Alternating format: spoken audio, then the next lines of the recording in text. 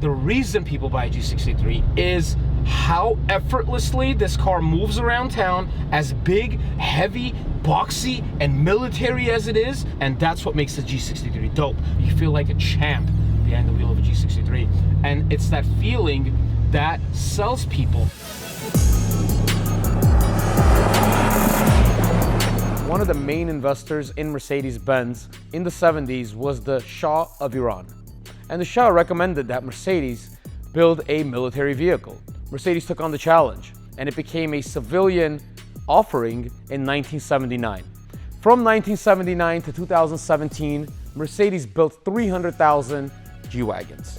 Between 2017 and 2020, they built another 100,000 G-Wagons. That escalated very quickly. Now, the most recent iteration of the G-Wagon, the 2019 model that came out, is night and day difference between the old one.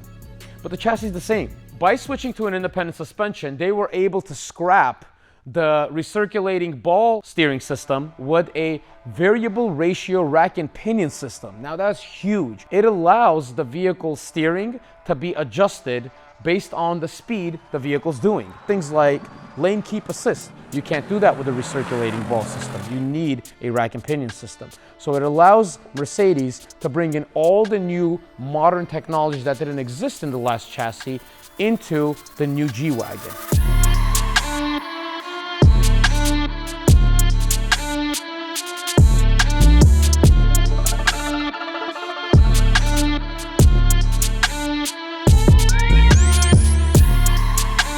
The color is the Zenio Night Black Magno.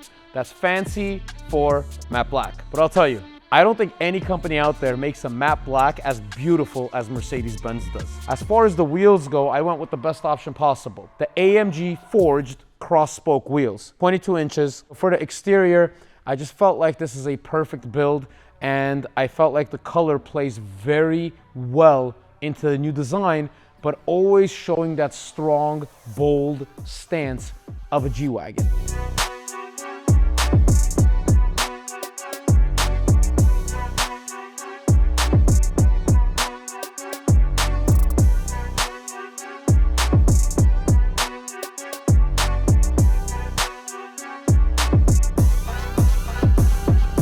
The grille, the star, everything very traditional Mercedes-Benz. Every corner is slightly more rounded, giving it a fresh modern take. It's been 30 years since the last one. The moldings on the side, which are hilarious on this car, these moldings still go around the vehicle. They stay true to that. They didn't get rid of it. The windows got a little bit softer. The treatment around the windows got a little bit softer, but all in all, it still got that G-Wagon vibe. So they did such a great job updating the exterior, but staying 100% true to the G-Wagon feel.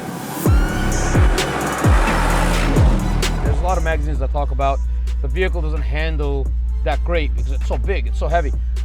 Dude, it's almost 6,000 pounds. It handles like a dream. Show me another car that's this weight, this size, this type of build that has that military feel that handles anywhere near as good as this. I'll trade you pink slips or something. The reason they keep selling and the reason they go for over a window, because it's worth it. I have no regrets with this car. Very cool car. I enjoyed it thoroughly. Pulls like a train.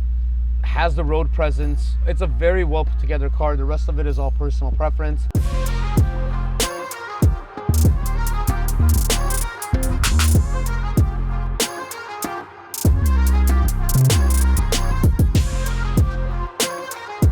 We could look at vehicle data, which is presented in such a cool manner. It's these 3D scales, and check this out, off-roaders. It's gonna show us the pitch, the angles. It's gonna show us how much I'm on the gas pedal. Give me 10% more gas. There you go. All right, let's see how much I'm on the brake. All right, we got 16%. You got my brake pedal, and it's gonna give me direct feedback as far as how much I'm using that brake and the gas as well.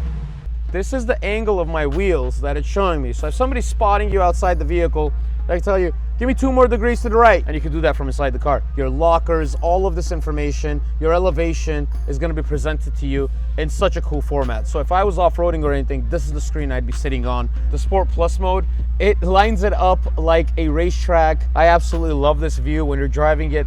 It's dope. When you jump on the engine data screen, insane. Like, how many cars do this for you? Look at this, it's just so much data.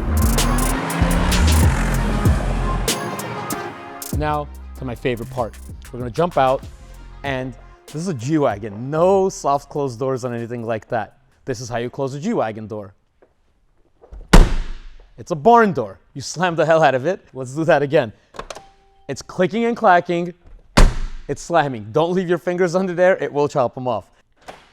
Nothing on the market clicks and clacks like the G-Wagon does. It's a modern vehicle with all the modern technology you could have. I mean, it massages and heats your back as you're driving, but it still has that raw industrial feel. Just like the doors, when you pop the hood on this car, you get that nice and loud. Here we go. Clank. One of my favorite parts about the G63.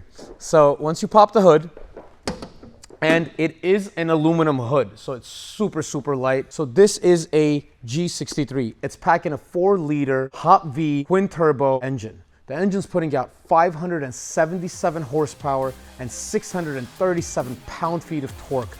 Tons and tons of power. Mercedes is making all the money they can make on the car, and they deserve every penny of it. They've made a phenomenal car, and I believe it's underpriced, and that's why it sells for over window.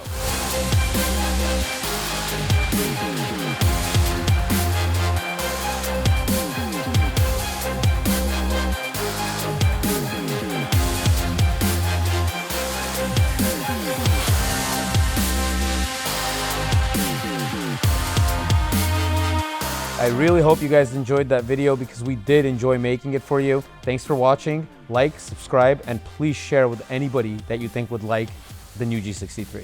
Thanks, guys.